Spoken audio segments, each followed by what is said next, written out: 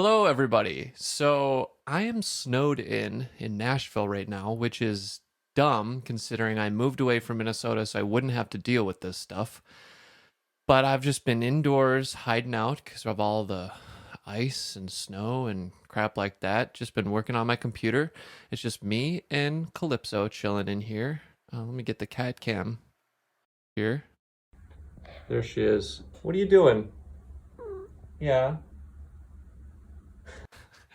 She's like, shut the hell up. Anyways, I figured today would be a perfect day to do a little session walkthrough. I've been wanting to do these for a while. I want to do one for each song on the EP. And I just figure if there's anybody out there, any producers that are just kind of curious on what's going on behind the scenes of how my session looks, how it's laid out, how things are being processed, just kind of quickly look through some of that stuff for you. I've never done this before, so I'm going to do my best to like cover everything that you'd expect and also try to not make it too long. So without further ado, let's just wing this thing and just get right into it. Roll the intro.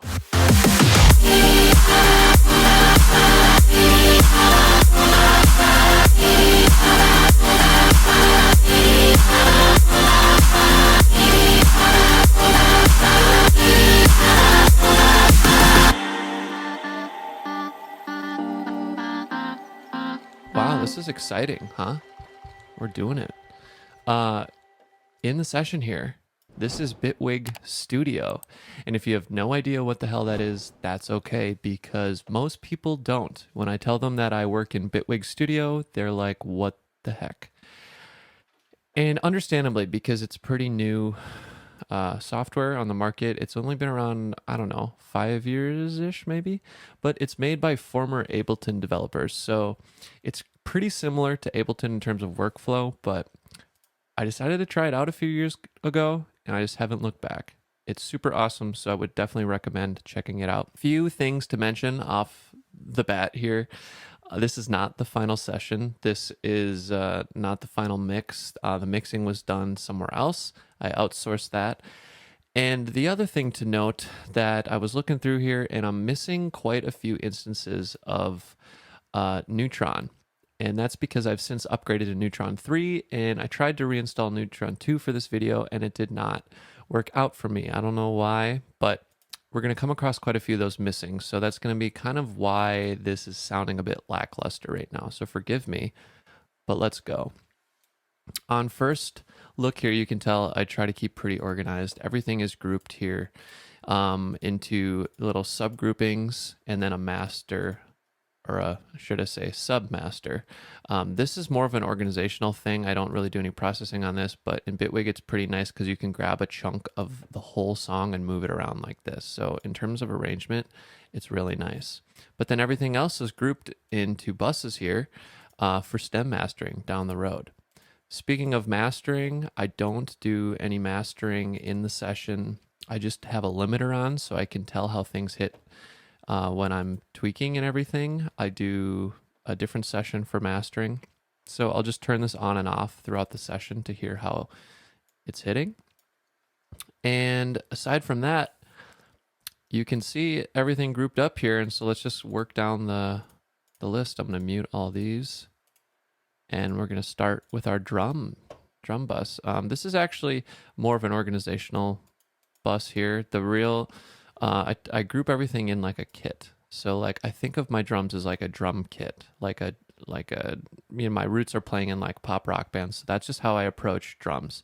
I've programmed drums on my band's records, so I have experience doing that, and I could play like a little. So I think of them like a person's playing it more than it being like programmed electronically.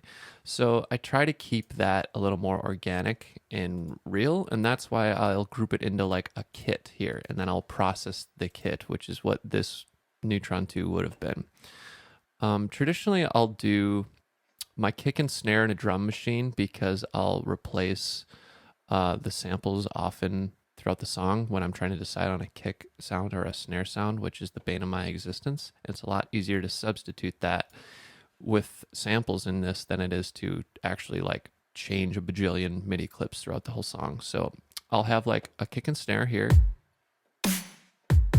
And then I'll also have same deal with the hi-hats in case I need to change those, and I just have them here with our arpeggiators doing all the beats. So the whole kit, so I'll put a clap in there if it reinforces a snare. But as you can kind of hear, there's actually this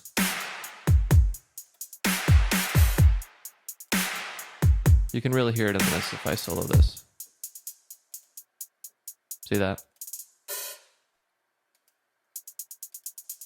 That is this drum room. So I've been doing this lately with my drums, trying to play with adding a fake drum room because I like the feel of like a live room with drums. I just feel like it gives more energy. So this is sort of just like an attempt at that. It's just basically a Valhalla room here with some EQ and compression. The kind of highs, high fidelities, and low are taken out because you wouldn't really get that in a drum room. Wouldn't want it that live. And so on its own, it just kind of sounds like this. Kind of sounds just like a mic was stuck in a room. So I've been playing with mixing that in with the kit here.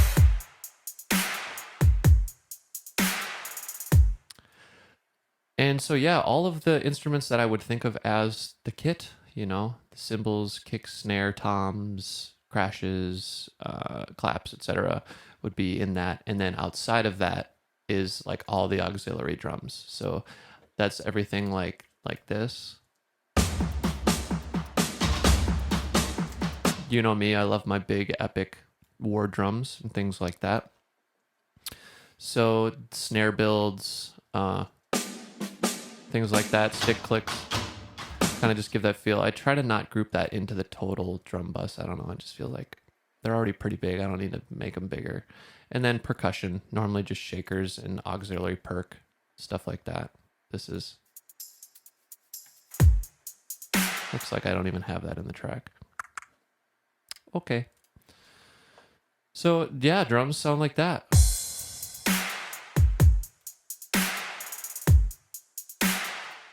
We'll just add the next thing on here, huh?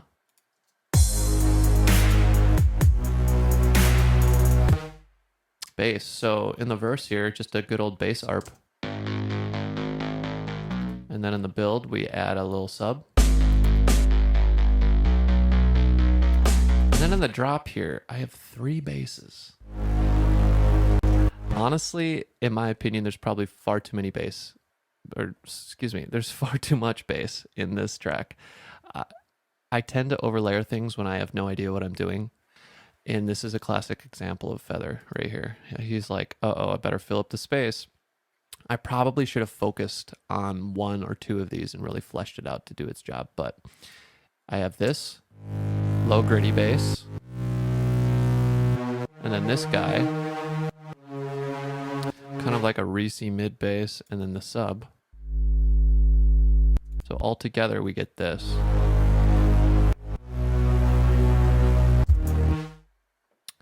And that's pretty much the bass through the whole track. With the this right here in Bitwig, you can have hybrid clips, so you can bounce a clip to audio and then process it or fuck with it in the track. So this, it looks like I just did pitch automation.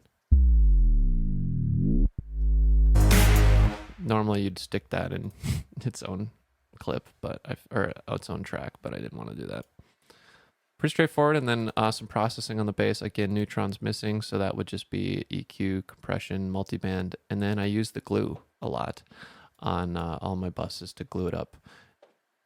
Pretty common. You'll see this guy a lot. And then this LFO tool is actually being triggered by this MIDI up here. It looks like I have both a ghost trigger and this MIDI trigger doing some of the sidechain stuff. So these guitars are actually not in the track. They're just left in the session because I can't delete anything. I can't commit in case I might want it later. Maybe, probably not. So these guitars are sound like this.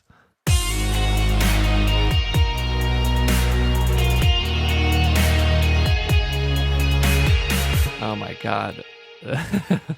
that was a little too butt rock for me. I think I didn't really want that vibe. That's from the demo. So I scratched those and actually ended up doing that with these leads, which I guess I'll jump down to. So just a couple layers here, and it looks like what I was doing was these instrument layers. This is something I'm pretty sure you can do this in, I think it's like a rack in Ableton, but basically you can load multiple instruments in it and it'll play them simultaneously. So it's nice for selecting different sounds, but it looks like I kept 2 of them in here. So the one sounds like this, kind of just like a belly mallet serum patch. This one's actually pretty cool. I really like this guy. It's another serum patch. OTT on both, or no, just on the one. OTT is really, really does a lot. Really helps shine it up. And then this other layer, piano. And then together, I guess we get this.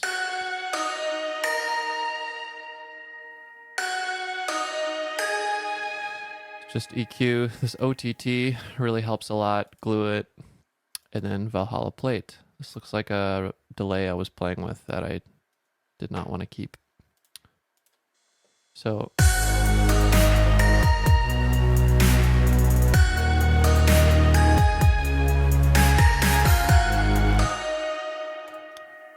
jump back up to the keys here. My favorite part. So this I pretty religiously use the Grandeur contact instrument. It's just my favorite type of piano sound. It sounds very real to me, very beautiful, very crisp, all those things. And I just love that concert hall vibe. It's like just so pretty, dreamy. Just same deal at the end here.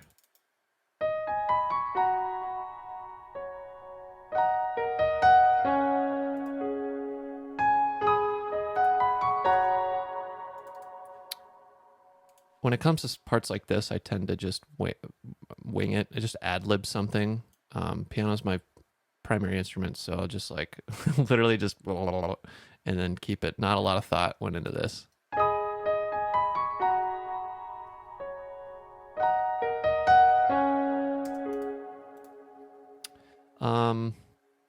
Oh, and then I do it again here.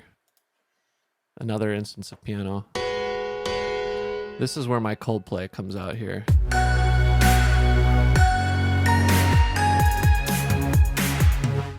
Whoop.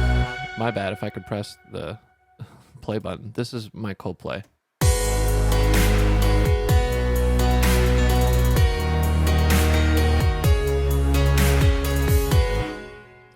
Just nice, bright.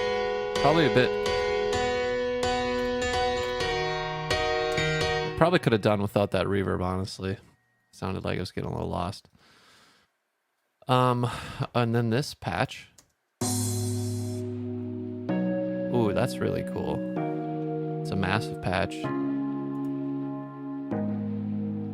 Not even sure where from. Sounds great. That's a weird noise. Okay, sometimes Bitwig does that. I don't know what the deal is with its buses.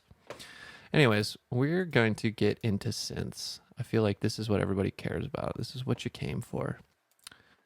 Right from the top, we just got a nice lush pad with a little tremolo for some movement.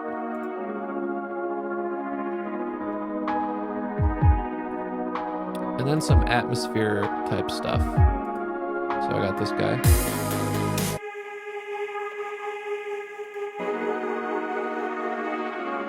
And then on top of that,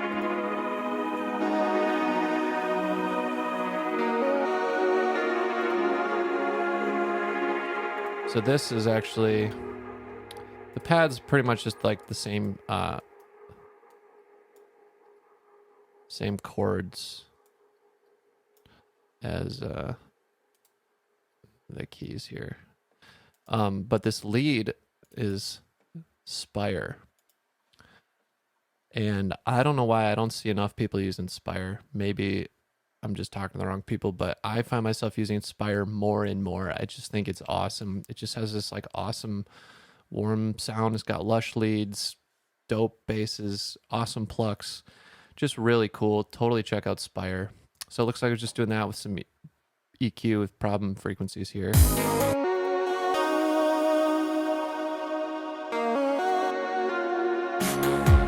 Really just fit it in there. I feel like I did a good job with that one. Good job, Kyle. Yeah. Just more little things like that. And then we filter sweep up these saws.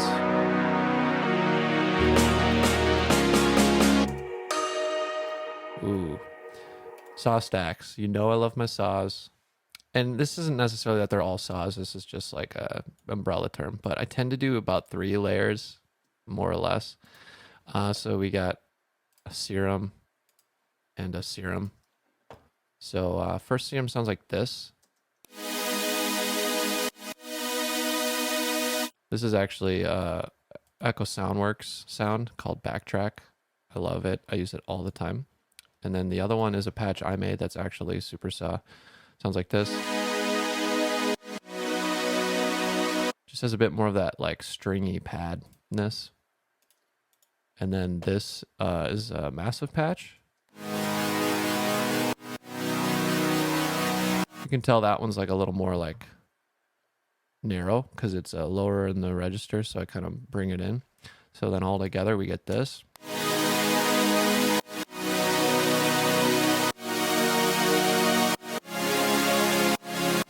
And sidechain's actually being done by just a tool. So in Bitwig you can use modulators. That's a whole different story. We'll get into that another time.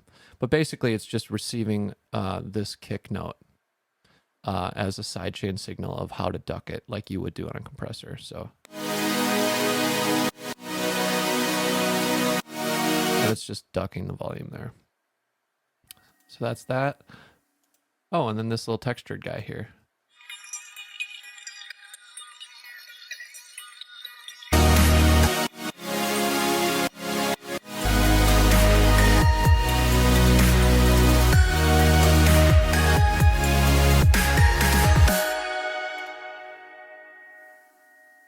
So that's that.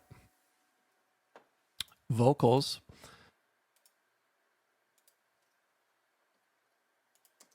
Far away from here, make my body. So these are actually sounding. Oh, sorry, I didn't really address. Again, another bus processing. I typically do the kind of same deal. It's like EQ out problems, compression, multi-band it, and then glue it. That's pretty much the same on most of these buses. Vocals here. These are sounding a little dull. Come to life. Probably because this Neutron 2 is missing. A lot of work gets done in there. It's on both the bus and this. So that's why it's kind of dull. Some serial compression. And then Come to life. I like using this CLA vocals. Just it makes things sound nice. And Come to life. I wanna disappear. there, it'd probably be a lot more bright. Like that with the Neutron stuff. Peace out there. Wanna run away to you. I should probably note the vocal verbs on its own bus here, and pretty sure I was doing. Yeah, so I'm actually ducking. I'm basically doing the same sidechain technique where I'm taking the audio signal of this, which I'll name the lead vocal here. So it's taking the signal from the lead vocal and it's ducking it.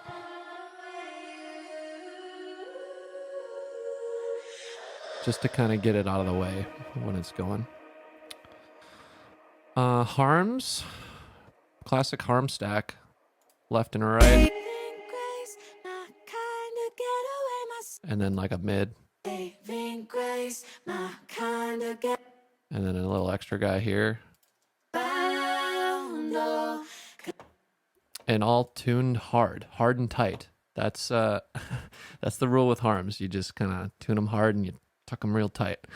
Um, that's that. Pretty straightforward. And then again, the bus processing with this is 1176. Some more CLA, probably just compression and neutron, multiband, and de-esser. And then some effects here.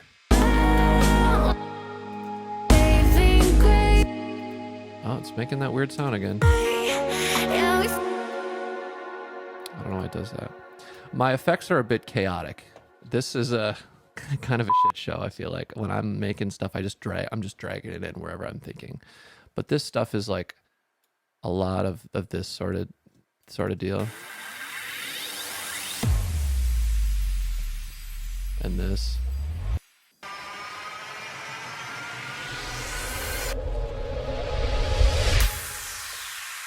This looks like a little heartbeat. Ooh. Nice. Yeah, I'm trying to get better at this. I see some people use the same effects, sweeps or risers or whatever for all their transitions, and like it totally works. Like it doesn't even stand out to my ear when I listen to it. It's only until I really analyze that I can tell they're doing multiple things of that. But I feel like I try to like just spice it up and add different ones. I feel like maybe it makes it more musical. Maybe. I don't know. I'm still figuring this out. So that's why I have like different ones and like many at the same time and all that stuff. I don't know. I don't know what the answer is. So yeah, that's pretty much that. And add it all together, I guess, and you get this.